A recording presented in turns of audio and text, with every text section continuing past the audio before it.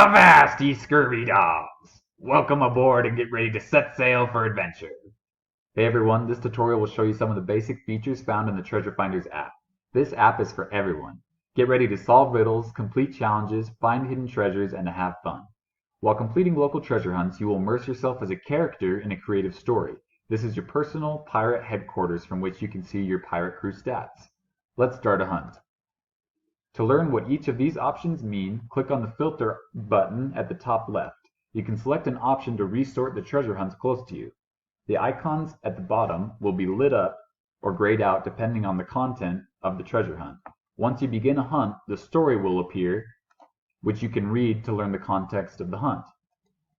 Here you will see 5 clues. Each clue costs doubloons to unlock for the first time.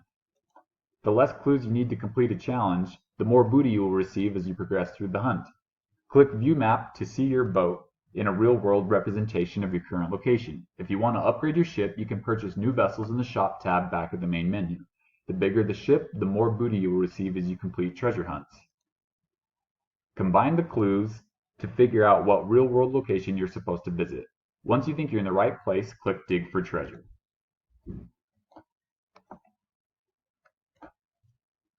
If the location happens to be a TreasureFinders partner, it will also include a coupon that you can use to get a discount. Once you have found a TreasureFinders partner, their location will be saved in your Discover Location treasure box. You can go here anytime in the future to check out and redeem new offers. As you complete treasure hunts, your fame in the pirate world will grow, and the bounty on your crew's treasure will increase.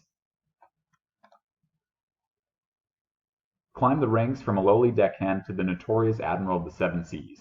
Once you've hit bounty level 50, you'll be able to create your own treasure hunts for the community to try. Thanks, and that's all for this tutorial.